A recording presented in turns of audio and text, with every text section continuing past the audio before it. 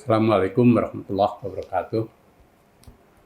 Hari ini bangsa Indonesia memperingati Hari Pendidikan Nasional 2 Mei 2024. Hardiknas tentu bukan sekedar seremonial kita untuk memperingati tonggak pendidikan Indonesia, tapi kita mesti memberi makna terdalam tentang pendidikan nasional hari ini dan ke depan sebagai momentum kita untuk berefleksi secara fundamental atau secara radikal, artinya ke hal yang paling dasar. Kita tahu bahwa pendidikan Indonesia telah mengalami kemajuan yang cukup pesat. Dan pada saat ini, pemerintah lewat Kementerian Pendidikan dan Kebudayaan serta Ristek telah mencanangkan juga peta jalan pendidikan nasional. Bahkan dalam konteks umum maupun pendidikan, Indonesia sedang mencanangkan Indonesia Emas tahun 2045. Tapi pada saat yang sama sejatinya kita mengalami perkembangan situasional di mana pendidikan kita menghadapi masalah dan tantangan yang tidak ringan. Pertama, pendidikan kita, pendidikan nasional masih belum bisa mencerminkan nilai-nilai dasar yang ditanamkan terkandung di dalam konstitusi kita pasal 31 tentang pendidikan dan kebudayaan. Di mana di sana disebutkan tentang pendidikan nasional yang terkait dengan penanaman iman dan takwa, akhlak mulia, kemudian juga mengembangkan ilmu pengetahuan dan penguasaan teknologi,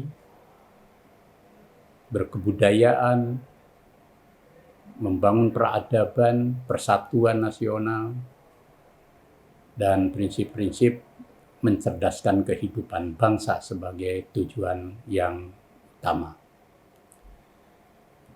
Maka dalam konteks ini, kita ingin bagaimana rancang bangun peta jalan dan kebijakan pendidikan nasional, apapun fokusnya, tetap harus berpijak pada nilai-nilai konstitusional dalam pasal 31 maupun pembukaan UUD 45, sekaligus juga nilai-nilai yang hidup di Negara Kesatuan Republik Indonesia, yakni Pancasila sebagai dasar negara yang mengandung nilai dasar yang pokok mengenai 5 hal: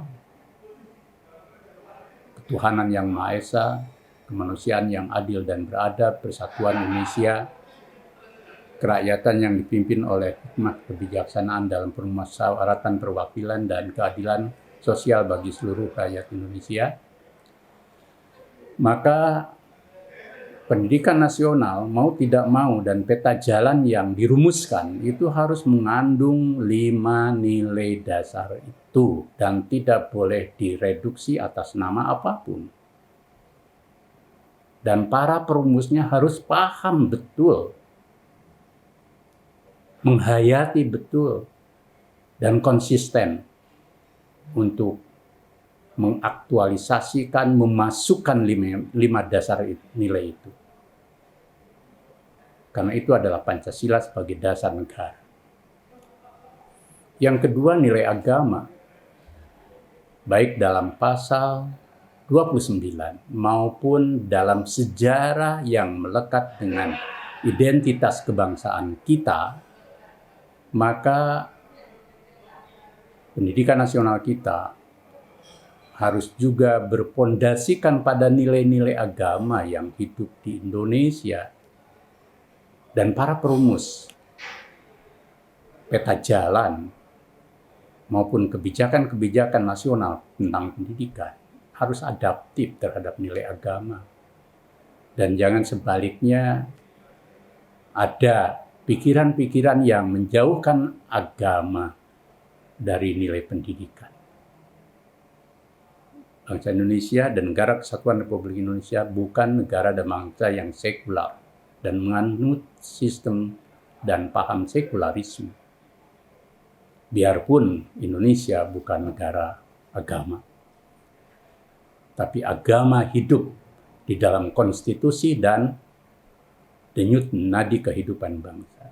Yang ketiga, nilai kultural, yakni kebudayaan luhur bangsa, yang hidup di setiap golongan suku bangsa yang membentuk kebudayaan nasional. Pendidikan nasional betapapun menyerap modernisasi dan mengambil serapan-serapan sistem pendidikan modern dari luar yang sudah maju, tetap harus berpijak di bumi kebudayaan Indonesia yang membentuk kepribadian Indonesia. Sehingga sistem dan anak didik Indonesia tidak lepas dari 3 nilai dasar itu: Pancasila, agama, dan kebudayaan luhur bangsa. Disinilah tantangan bagi para pengambil kebijakan, perumus kebijakan pendidikan nasional. Yang kedua, tantangan yang bersifat situasional atau kontekstual, di mana kita menyadari bahwa Human Development Index kita masih kalah dibanding negara-negara ASEAN. Daya saing bangsa kita juga masih di bawah negara-negara ASEAN yang lain. Bahkan temuan terakhir bahwa tingkat IQ atau kecerdasan rakyat Indonesia masih dalam posisi ke-113 dengan indeks 78,59. Artinya bahwa pendidikan nasional kita sejatinya juga belum bisa setara dengan pendidikan di negara lain. Maka kewajiban utama para perumus kebijakan adalah bagaimana kita meningkatkan kualitas pendidikan nasional ke tingkat yang unggul berkemajuan. Dan ini memerlukan kesungguhan, bukan hanya berhenti pada birokratisasi pendidikan atau mengambil isu-isu pendidikan yang bagus tetapi parsial. Pendidikan adalah proses jangka panjang dan strategi kebijakannya juga harus kontinu. Jangan mengalami patah-patah atau diskontinuitas dari satu fase ke fase berikutnya, dari periode ke periode. Menteri dan pola kebijakan boleh berbeda, tetapi kesinambungan menjadi wajib adanya. Karena pendidikan menyangkut hajat hidup bangsa untuk mencerdaskan kehidupan bangsa. Yang ketiga, pendidikan di Indonesia tidak lepas dari peran swasta, lebih-lebih swasta yang berbasis pada gerakan keagamaan dan kemasyarakatan.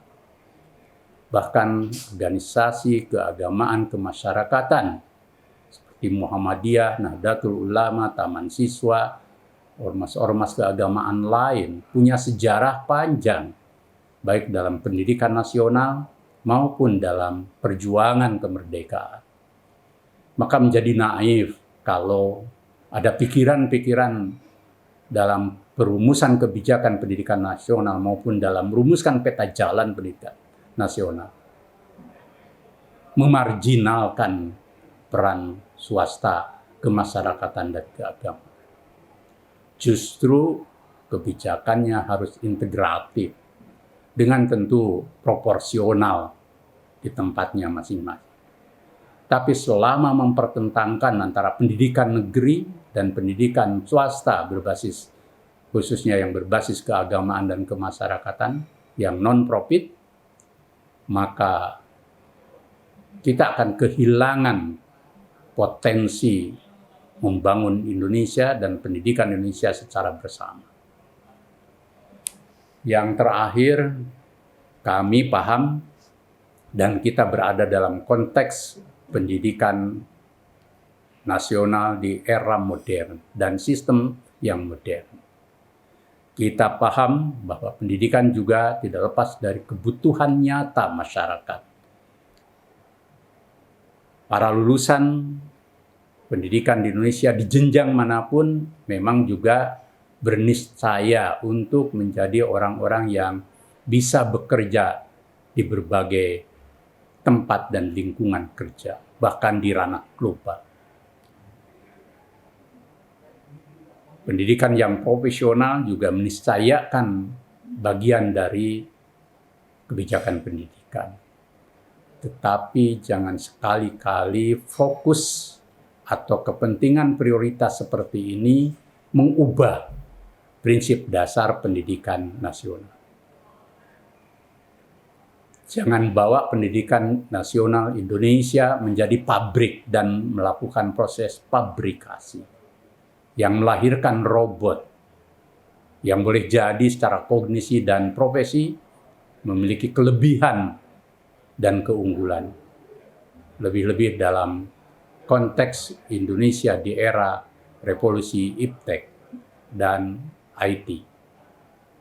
Tetapi tetap bahwa pendidikan menghasilkan dan melakukan proses pencerdasan manusia dengan keseluruhan akal budinya.